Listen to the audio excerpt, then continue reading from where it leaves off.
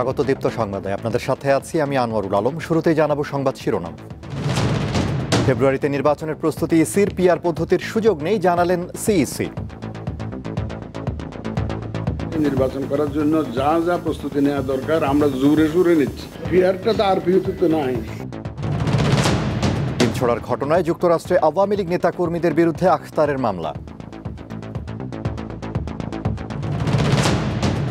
1 November থেকে Saint Martin যেতে পারবেন পর্যটকরা, প্রতিদিন সুযোগ 2000 জনের।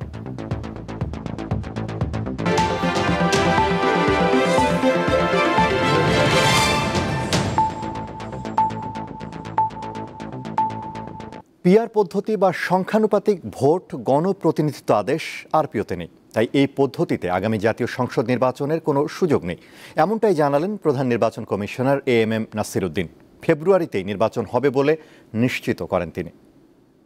সাংবাদিক ভাই ও বোনেরা, বৃহস্পতিবার রাজধানীর আগারগাঁও নির্বাচন ভবনে ত্রয়োদশ জাতীয় সংসদ নির্বাচনের সার্বিক প্রস্তুতি নিয়ে গণমাধ্যমের সাথে কথা বলেন প্রধান নির্বাচন কমিশনার এএমএম নাসির উদ্দিন। সবার জন্য সমান সুযোগ নিশ্চিত করে 2026 সালের ফেব্রুয়ারির প্রথমার্ধে কমিশন একটি ঐতিহাসিক নির্বাচন করতে চায় বলে জানান তিনি। ফেব্রুয়ারি মাসে প্রথমার্ধে নির্বাচন করার জন্য যা যা প্রস্তুতি নেওয়া দরকার আমরা জোরে জোরে নিচ্ছি এবং আমাদের মাননীয় প্রধান উপদেষ্টা এখন নিউ ইয়র্কে আছেন, আপনি দেখতেছেন যে যার সাথে দেখা করছেন তাকেই বলছেন যে আমি ফেব্রুয়ারিতে নির্বাচন হবে, আমি গণতান্ত্রিক পন্থায় ক্ষমতা হস্তান্তর করতে চাই এবং একটা সুন্দর নির্বাচন, ঐতিহাসিক নির্বাচন দিতে চাই এবং ওনার ওই কথাগুলোকে বাস্তবায়ন করার জন্যেই আমরা কিন্তু কাজ করছি। একটা লেভেল প্লেয়িং ফিল্ড যাতে হয়, সবাই যাতে সুন্দরভাবে খেলতে পারে সেই ব্যবস্থাটা করে দেওয়া, সেটা আমরা ইনশাল্লাহ করে দেবো এবং সর্বশক্তি নিয়োগ করব।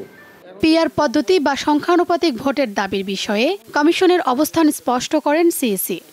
পিআরটা তো আর পিওতে তো নাই, আমার সামনে তো আর পিও, আমি তো আমাকে যদি আর পিওটা বদলাইয়া যদি এটা অন্য একটা আর দিয়ে দেয় তাহলে এটা আর আইন না বদলাইলে তো পারি না। আমার সামনে তো আর পিও আছে, আর পিওটা তো যে আপনারা জানেন কিভাবে ভোট কালেক্ট করতে হয়, আমাকে তো আর পিও নিয়ে আগাতে হচ্ছে। জাতীয় নাগরিক পার্টি এনসিপি আবারও শাপলা প্রতীক বরাদ্দ চেয়ে ইসিতে চিঠি দিয়েছে। এ নিয়ে দলটির নেতাদের কঠোর অবস্থানের বিষয়ে কথা বলেন তিনি। রাজনীতিবিদরা অনেক কথা বলেন, এটা ওনাদের বলার অধিকার আছে, ওনারা বলতে পারেন, আমরা তো আর সেই রকম ভাবে জবাব দিতে পারবো না। আমাদের কাজ আমরা যথারীতি আইন মোতাবেক করেই যাবো না, মুঠো ভঙ্গি মনে করি না, কারণ ওনারা তো দেশদ্রোহী না, আমরা দেশপ্রেমিক। তো ত্রয়োদশ জাতীয় সংসদ নির্বাচন সামনে রেখে 28 সেপ্টেম্বর শুরু হচ্ছে সংলাপ। এতে জাতীয় পার্টি আমন্ত্রণ পাবে কিনা তা এখনই নিশ্চিত করেননি সিইসি। সময় আসুক তখন আপনারা দেখবেন, সময় আসুক। শিউলি শবনম, দীপ্ত সংবাদ, ঢাকা। নির্বাচন কমিশন ব্যক্তি ও গোষ্ঠীর প্রভাবে প্রভাবিত হয়ে এনসিপিকে শাপলা প্রতীক দিচ্ছে না বলে অভিযোগ করেছেন জাতীয় নাগরিক পার্টি এনসিপির মুখ্য সংগঠক সার্জিস আলম। রাতে Habiganj M Saifur Rahman town hall অডিটোরিয়ামে এনসিপির জেলা সমন্বয় সভা শেষে তিনি এই অভিযোগ করেন। তাদের কাছে কোনো আইনগত যৌক্তিক কোনো উত্তর নাই।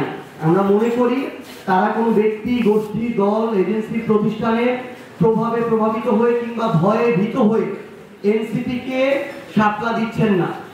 আমরা সকল আইনগত প্রক্রিয়া চেক করেছি, সেটা চেক করে আমরা শাপলা মার্কা চেয়েছি। যুক্তরাষ্ট্রের বিমানবন্দরে ডিম ছোড়ার ঘটনায় আওয়ামী লীগের নেতাকর্মীদের বিরুদ্ধে মামলা করেছেন জাতীয় নাগরিক পার্টি এনসিপির সদস্য সচিব আখতার হোসেন। বাংলাদেশ সময় বৃহস্পতিবার বেলা 11টায় নিউ ইয়র্কের জন এফ কেনেডি বিমানবন্দরের পাশের থানায় তিনি মামলাটি করেন। এক ভিডিও বার্তায় আখতার হোসেন অভিযোগ করেন, বিমানবন্দরে হামলার পর স্থানীয় সময় বুধবার সন্ধ্যায় আওয়ামী লীগের লোকজন আবারও হামলা করতে হোটেলের লবিতে জড়ো হয়। পরে পুলিশ মামলা করার পরামর্শ দেয়। মামলার অভিযোগে বলা হয়েছে বিমানবন্দর সহ বিভিন্ন জায়গায় তাকে হেনস্থার চেষ্টা করা হয়েছে। মামলায় আখতার হোসেন দুজনের নাম উল্লেখ করেছেন। এছাড়া 15 থেকে 20 জনকে অজ্ঞাতনামা আসামি করেছেন তিনি।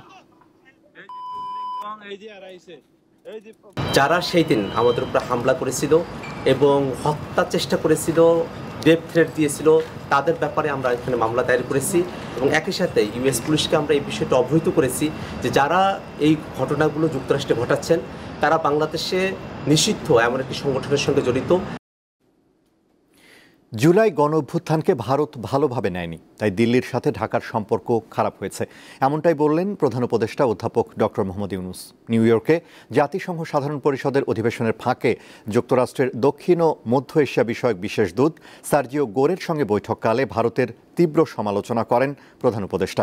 বৃহস্পতিবার ভারতীয় সংবাদ মাধ্যম এনডিটিভির প্রতিবেদনে বলা হয়, বৈঠকে জুলাই আন্দোলনে ভারতীয় মিডিয়াগুলো ভুয়া খবর ছড়িয়ে পরিস্থিতি আরও খারাপ করেছে বলে অভিযোগ করেন প্রধান উপদেষ্টা। ভারতের কারণে সার্ক জোটকে পুনরুজ্জীবিত করা যাচ্ছে না বলে অভিযোগ করেন ডক্টর মোহাম্মদ ইউনূস।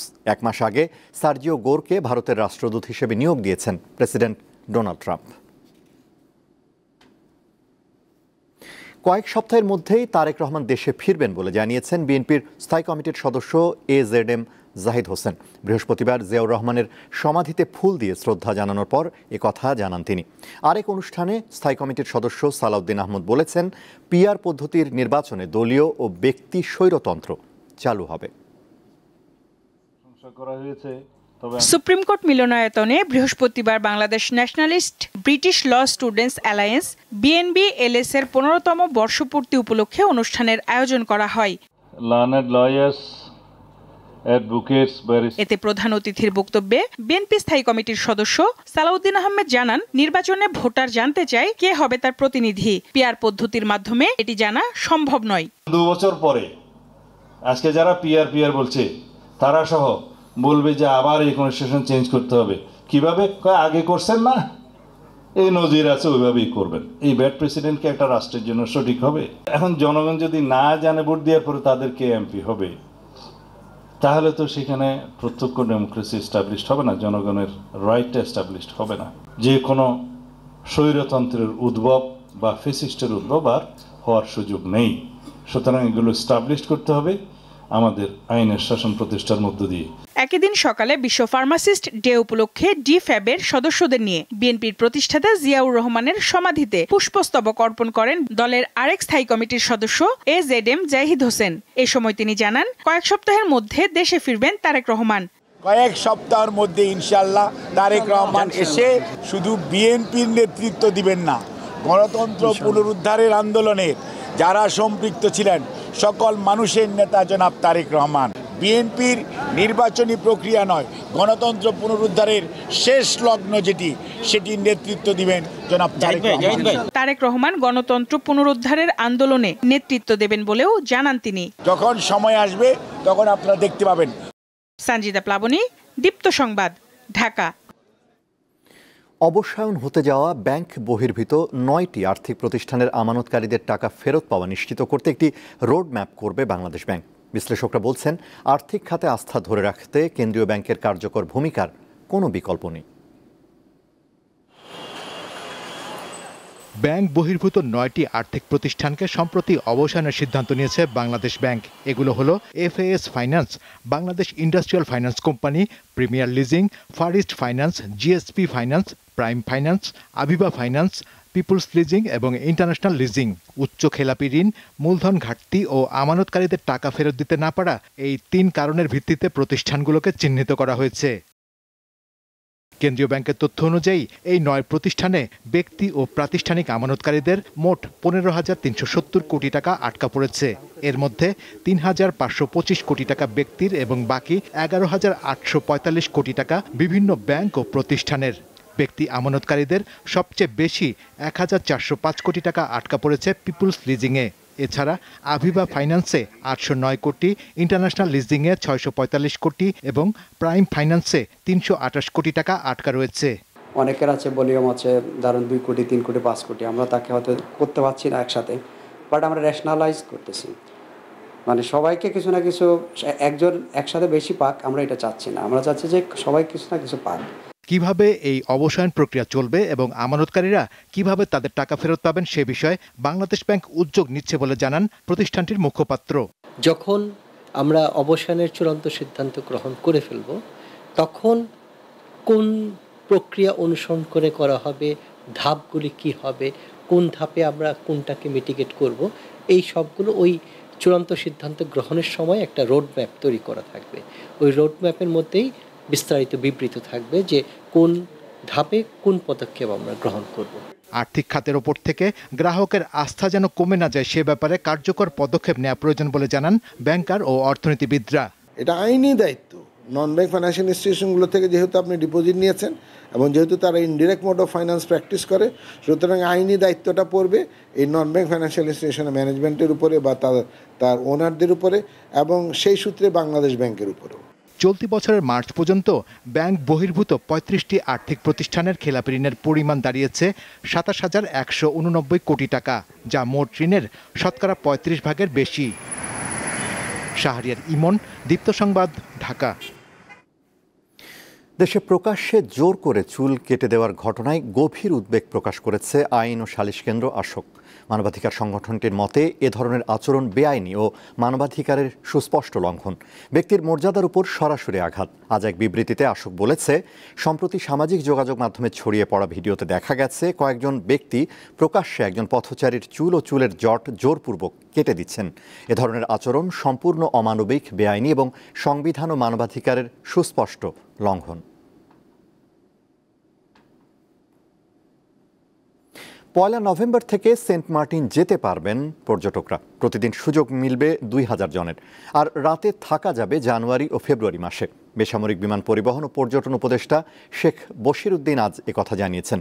মন্ত্রণালয়ের উপদেষ্টা হয়েও বিমান বাংলাদেশ এয়ারলাইন্সের চেয়ারম্যানের দায়িত্ব পাওয়ায় তাতে কনফ্লিক্ট অফ ইন্টারেস্ট হয়নি বলে মনে করেন শেখ বশিরউদ্দিন।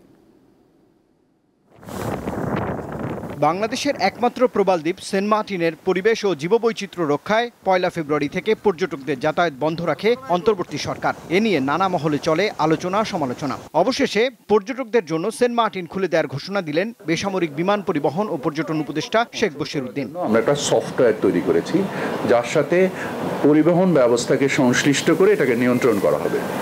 আপনারা নিশ্চয়ই জানেন যে আমি বাণিজ্য মন্ত্রণালয়ের দায়িত্বে আছি। সো আমার বাণিজ্যের উদ্দেশ্য কখনো আমার জীববৈচিত্র্য পরিবেশের ঊর্ধ্বে না।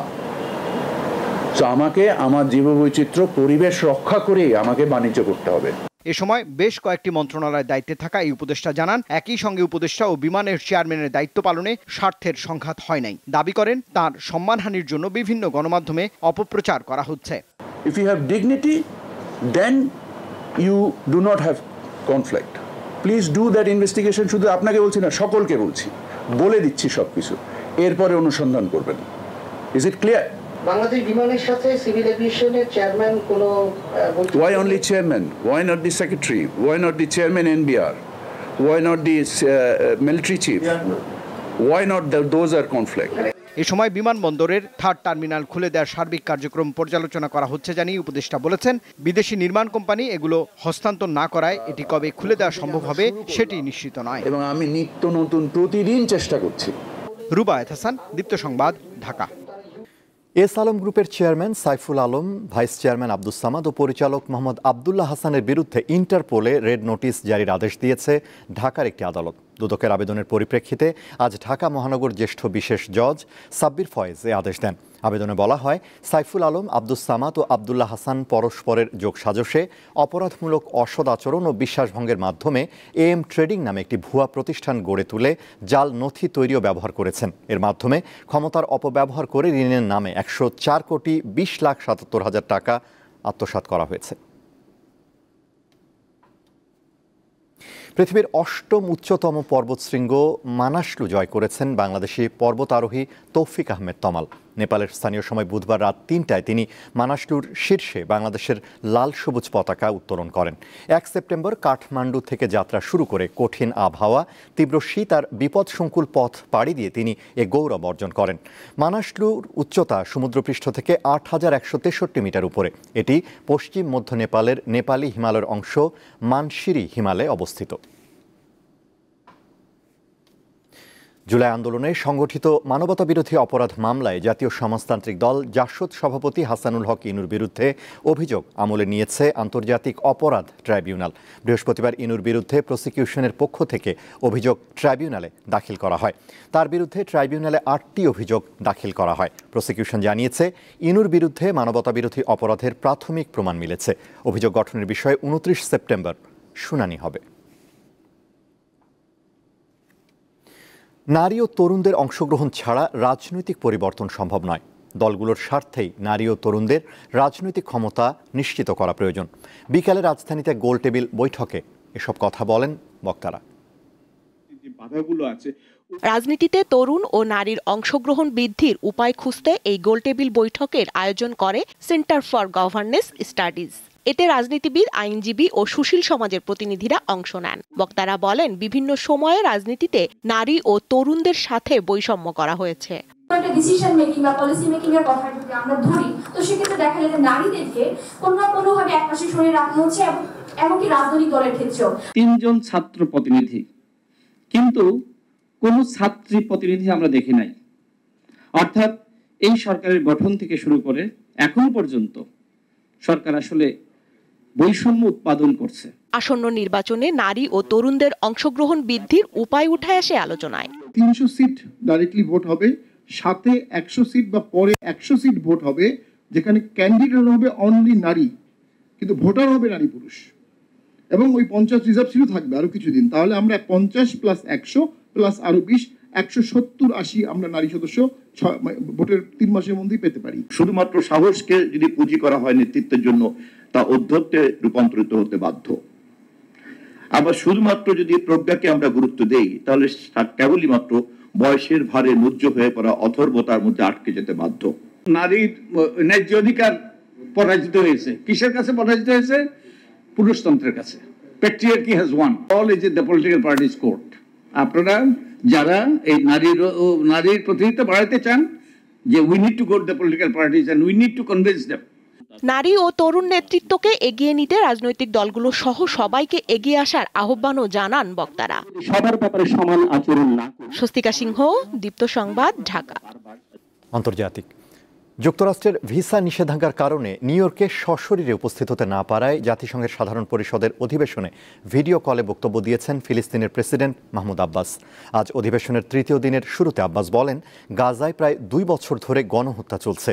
গাজায় চলমান আগ্রাসনকে ইতিহাসের ভয়াবহ অধ্যায় হিসেবে মন্তব্য করেন তিনি। মাহমুদ আব্বাস বলেন, ফিলিস্তিনিরা তাদের জন্মভূমি ছেড়ে কোথাও যাবে না।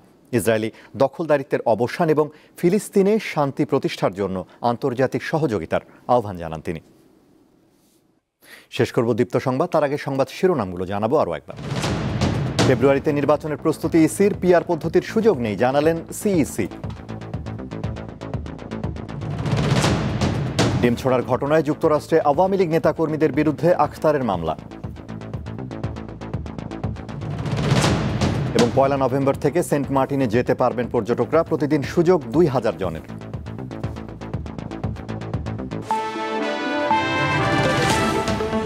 এই ছিল এখনকার মতো। এছাড়াও তথ্য বিনোদনের খবর পেতে যুক্ত থাকুন দীপ্তর ডিজিটাল প্ল্যাটফর্মগুলোতে। ধন্যবাদ।